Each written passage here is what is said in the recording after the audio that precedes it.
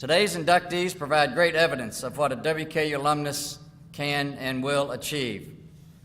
As I look at the careers and the contributions of the three distinguished alumni we honor today, one word really says it all: integrity. All three are men of great character. They are devoted husbands and fathers. They are active in their respective communities. They are committed to the service of others. And they have reached the top of their chosen professions. It is my privilege to introduce today's honorees. Alumni Association President Jay Mosley will assist with the presentation of each inductee following a brief video. And we will begin today's inductions with Brigadier General Dan Cherry.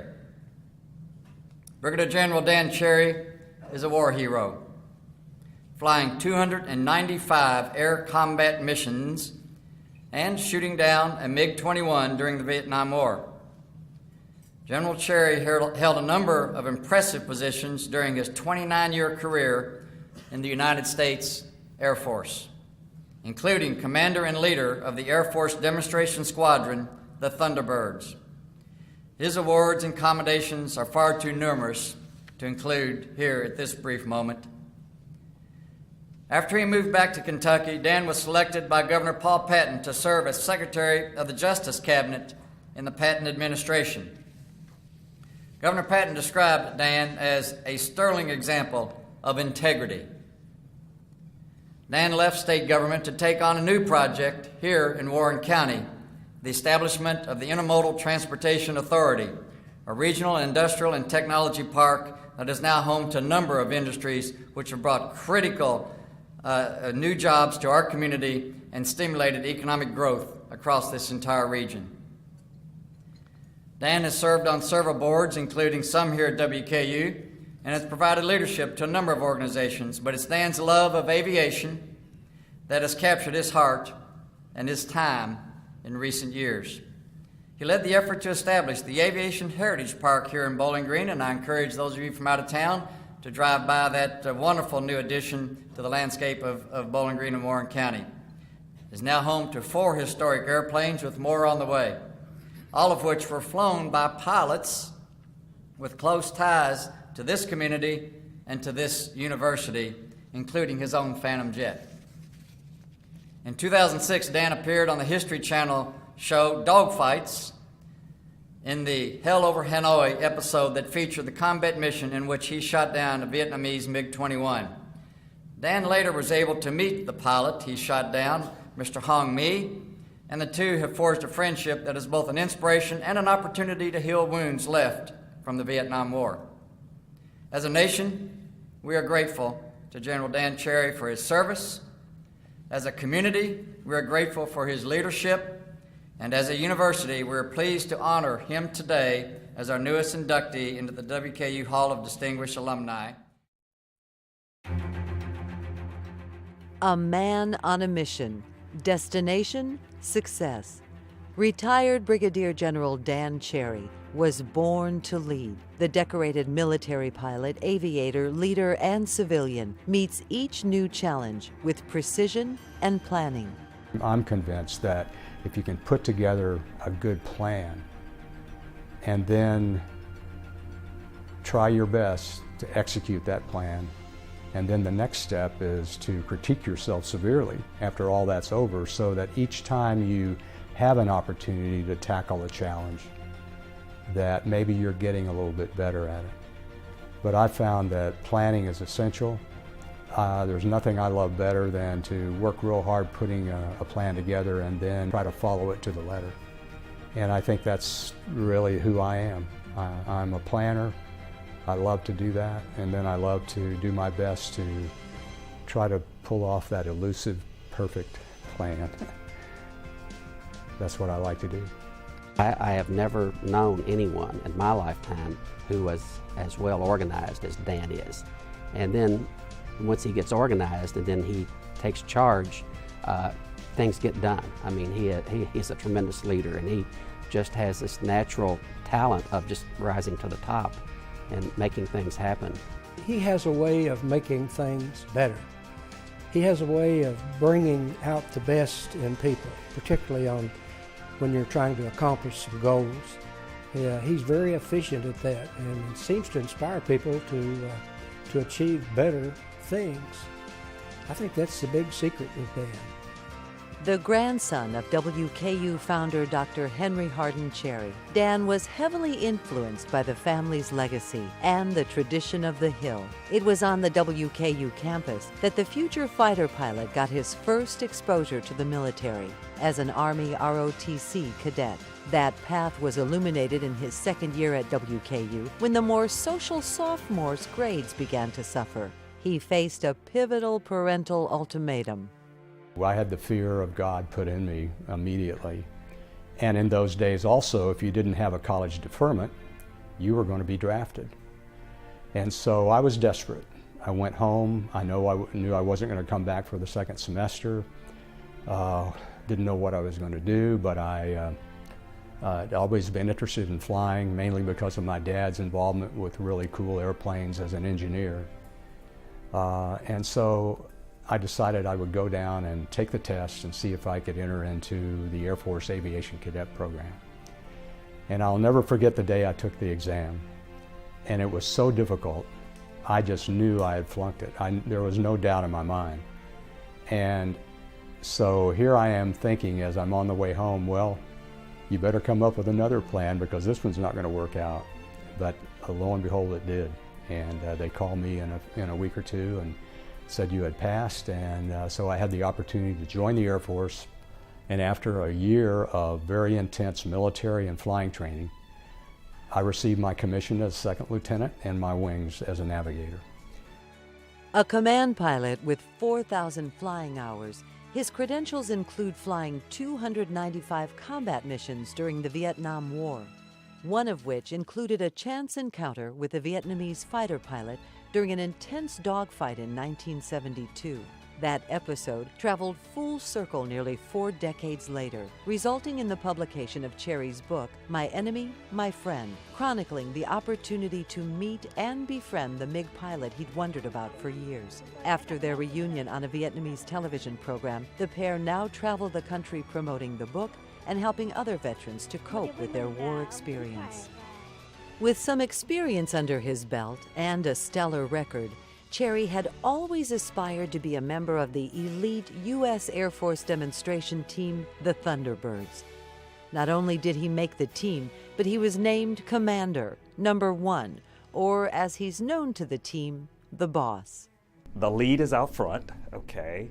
The right wingman is sitting to on the right side of lead. The left wingman is sitting on the left side, and so it's 1, 2 to the left wing, 3 to the right wing, and number 4 is sitting behind, just below lead, and he's kind of in between these other 2 guys on the left and right wing. So you're kind of clustered right up in the middle of this, but just below lead. So that's a position I've always wanted to fly. It was great to fly back there when Dan Cherry was leading.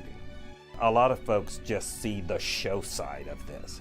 That's far from what we were all about and what this leader has to be concerned about. There are many things he has to be concerned about. Number 1, he has this extraordinary but small group of people that he's totally responsible for, and we're all over the United States when I was on the team, sometime out of the country up in Canada. And you have to have control of all of this because we all going to be in a new setting in some town, someplace, and almost anything could happen. But what we want to ensure happen is that he instill the kind of leadership and excellence in each one of us that we don't do anything that's going to embarrass ourselves, the United States Air Force, and for sure not the United States Air Force Thunderbirds. And so Dan did that very, very well.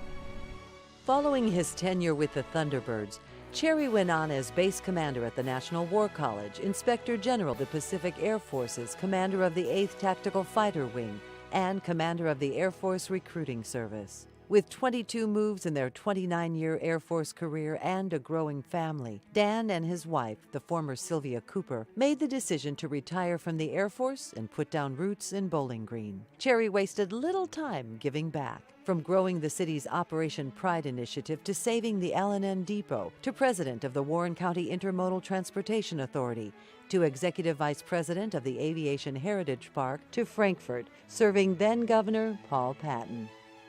Dan Cherry is a born leader. You know, he came to Frankfort and became a part of the governor's cabinet as Secretary of the Justice Cabinet, and he brought all of these incredible leadership skills from his time in the military and the private sector, and he just took to that job immediately. Some people have a difficult time making the transition into government, but not Dan Cherry. He was right there on top of it because of his leadership ability. A hero to a lot of us, a great American, a great individual, a great friend, and I'm just proud to have had the opportunity to be one of those. 2013 WKU Hall of Distinguished Alumni inductee, Brigadier General Dan Cherry. Wow, I think that's about all I can say. Well, let me do say that I can't describe to you how honored I am by this and how humbled I feel. You know, I've attended many of these ceremonies over the years, including the very first one where Grandfather Cherry was inducted. But never did I ever dream that one day I'd be standing up here as an inductee myself. And to be in the same class with Judge John Minton and Greg Smith just makes it all that more special. As I try to let all this sink in, I'm reminded of that old story that I know all of you have heard at least one time or another that says, if you see a turtle on a fence post, the one thing you know for certain, he didn't get there by himself. And as I look out over this audience, I see so many people who boosted me up to what has to be the highest fence post of all, the WKU Hall of Distinguished Alumni. My next thought goes to all those who deserve thanks for helping me along the way. And these seem to fall into three distinct categories: friends, work associates, institutions, and family. In the friends category, I am so blessed to have great friends who have stuck by me and inspired me over the years. My walking group buddies who are here, my XV Literary Club brothers, and so many more have brought me joy and added immeasurably to my life. Thank you, one and all. Also, work associates plays a big part in your quality of life. And during my professional life, I've had the great pleasure to work with and for the very best people our country has to offer. My combat leader, Fred Olmsted, who is here today, who skillfully took me into harm's way in Vietnam and brought me home victorious and safe. Fredo, I'll be forever grateful for your courageous leadership and your friendship. I know this is going to be hard for me to get through, but please bear with me. I don't mean to be maudlin or sad about anything. I'm very happy today. But when I think about things in detail like this, I react emotionally. And of course, my second family that you saw quite a bit of on the video, my beloved Thunderbird team, many of whom who are here today.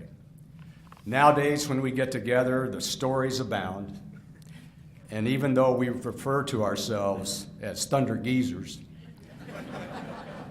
we know we are more handsome and our flying is better than ever.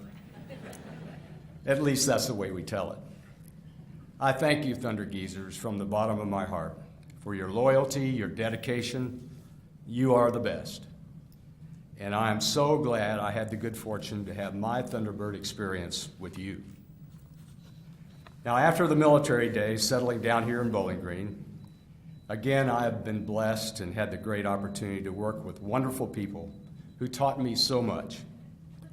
From Operation Pride, state government, the Kentucky Trans Park, and Aviation Heritage Park, all of my colleagues have been wonderful mentors and teammates who showed me the importance of giving back to the community and who have become lifelong friends. And certainly I have to say something about this wonderful university that taught me so much. My very first academic experience was in the training school up on the hill. I learned to swim in the Western Pool. I got my first taste of military life in WKU ROTC. And I received academic credentials that enabled me to pursue my dream of flying. But more than this university gave me a life. As a young boy with a single mom, I was missing a lot, and I was drifting dangerously. But then at age 10, along came Henry Hardin Cherry Jr., and all that changed.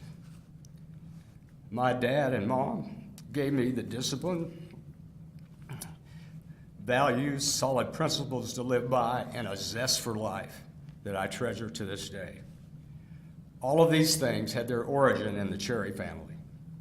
And when they decided to give me the Cherry name, I had no idea what a blessing that would be. The Cherry family wrapped their arms around me and made me one of their own. And I know that they would be so proud of me today.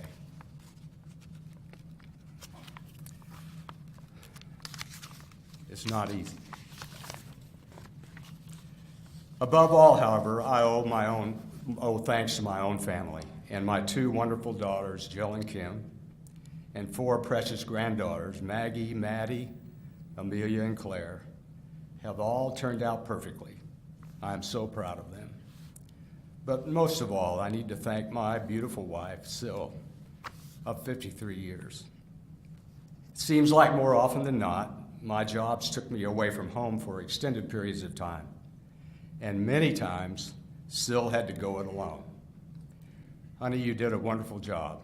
And all you have to do is look around that table at those wonderful children and grandchildren to prove it. I love you, honey, my Thunder Bride, and will be forever grateful to you for keeping our family strong and together and hanging in there with me through it all. In summary, my sincere thanks to my friends, my colleagues, my university, and my family. You have given me an amazing life. Now let me close with a quote from nationally syndicated columnist Josephine Cherry Lohman, my Aunt Josephine, the oldest of the Cherry children, and Hall of Distinguished Alumni class of 2010. Aunt Josephine writes, "I am so thankful today simply because I am alive. I am thankful because the world is so beautiful because of the first sharp breath and vivid colors of fall, the first snowfall of winter, the year-round lovely sunsets, a full moon, the way new bundled hay smells, the mood of a tropical downpour, the excitement of a hurricane, and the majesty of the ocean and the grandeur of mountains. I'm glad that I do not take for granted the dry, dusty roads after a sudden rainfall, the first flower of spring, or apple blossoms and dogwood in full bloom. I am thankful for these things. I am thankful for those who love me and for those I love. I'm grateful to know that life is important even when it is unhappy. I am thankful that there is so much good in the worst of us, that man eternally strives upward, and that hope lives in every human heart, even though there may be times of great depression and turmoil. I am thankful for the variety in people, which adds such zest to living and makes every man a potential king and every woman a potential queen, each in his or her own right. I am thankful for the way I feel when I walk or I sing. I am thankful for deep sleep and the always new adventure of tomorrow. I am thankful I live in a place where dreams and aspirations and hard work are rewarded. I am thankful because I have work to do which I love. I am thankful because I'm in a position to give some help to some of those who need it. In other words, I am thankful to be alive. I am deeply grateful for the energy, the imagination, the hope, the challenge called life. And I will be very thankful if I can live for a very long time. I think Aunt Josephine had it just right. So thank you, friends, colleagues, family, and thank you, WKU, for a wonderful life. God bless you all.